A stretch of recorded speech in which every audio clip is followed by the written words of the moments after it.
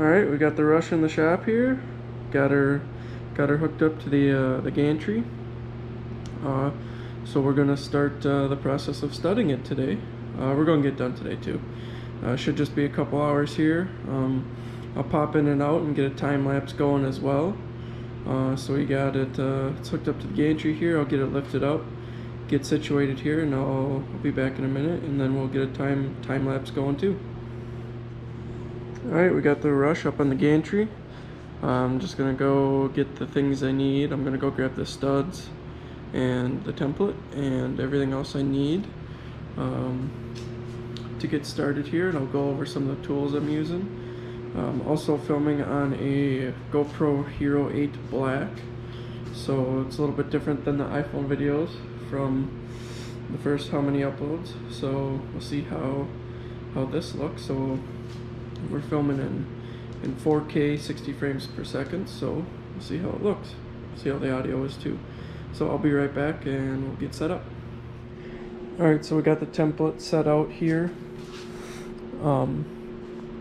So I've never used Extreme X's actual template before, so it took a little bit to get used to and figure it out, but basically this is what we got going on. There's a little bit of glare. But there's 3 steps. So basically you do 3 passes. You'll do the 1s, the 2s, and then the 3s, and they gradually get wider and wider. So I'm gonna go grab my paint marker and the drill bit and the studs, and we'll get to marking and go from there. Alright, so we're getting set up here. We got the air ratchet, we got the electric drill over there. Got my template all marked out, got my paint marker, got all my studs in the box there. A little tool to hold the back of the stud. So I'm gonna grab a couple more things, get set up, and we'll go into the time lapse. Also, I always recommend going with an air ratchet or a like Milwaukee or Snap-on battery powered ratchet. I try to stay away from impacts because the impacts from the impact motion, they can round out the back of the stud, where you hold your little T key on there. In the past, when I've used battery powered impacts, they tend to strip those out more easily. So the last couple times I've used an air ratchet. I'm gonna try that. That's my only drill I got left over there. It's from like the 80s, so all the other ones took a crapper on me, so we're gonna give that a shot. If I gotta switch over to the air powered drill, I will, but that just means I gotta switch between tools. So we will get started here. I'll get you on the time lapse, and you'll see me back soon.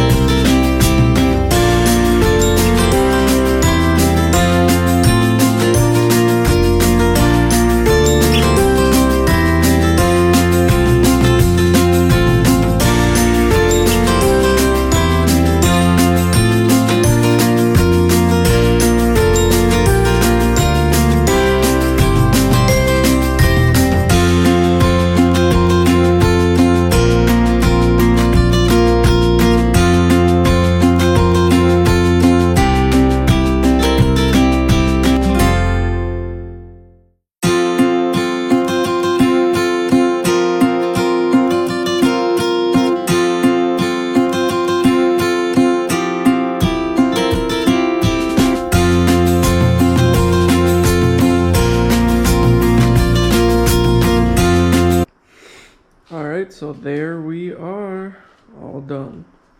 Took about 4 hours this time to get the rush done. 96 right down the middle. Problem was is I haven't actually drilled out holes since I did my axis 3 years ago. So it's been about 3 years since I actually had to mark and drill. So had to get used to doing that again. But we'll get under there and check it out here.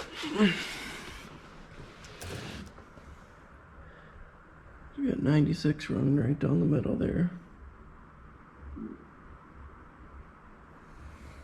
Extreme Max 140s.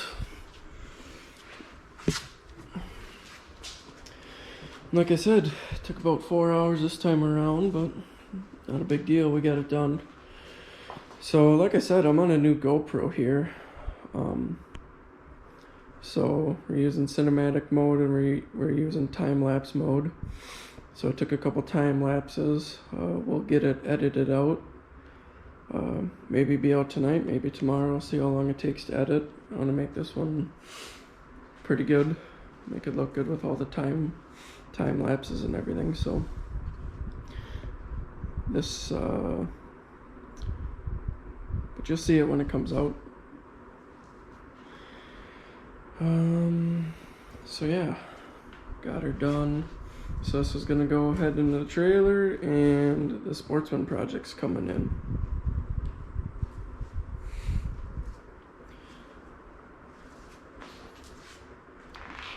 Like I said earlier when we started, best thing to do is hook up your air compressor, get an air ratchet going with a 1/2-inch socket, and then, or 13 mil, they both work. Use an air ratchet. I don't recommend using impacts because the impacts, from the impact motion of the gun, it tends to strip out the back of the stud, and then you're kind of screwed once that happens. So yeah, use an air ratchet. I used a plug-in drill. It's the only one I got that works really. I could have used the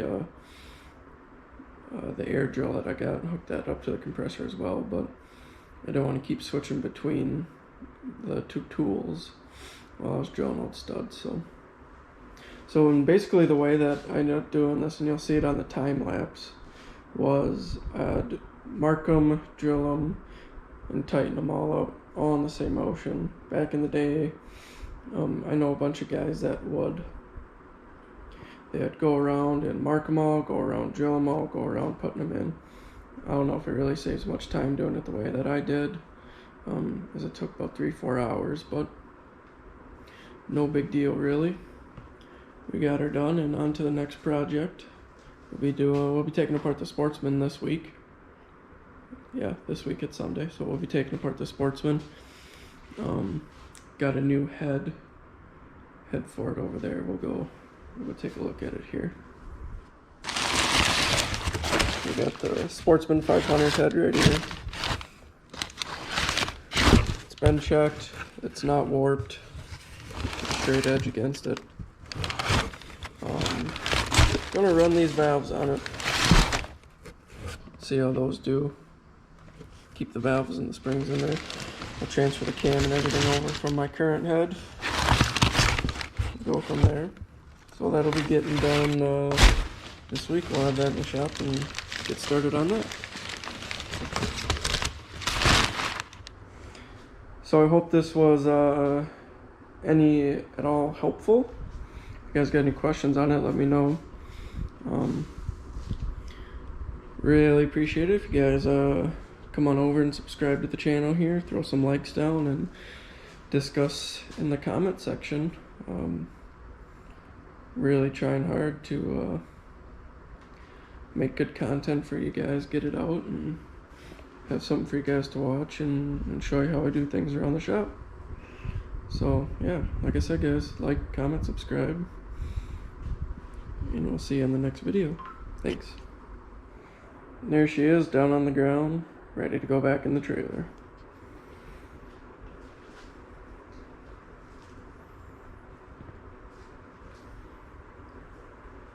later this week we'll have an update on the Sportsman 500, guys.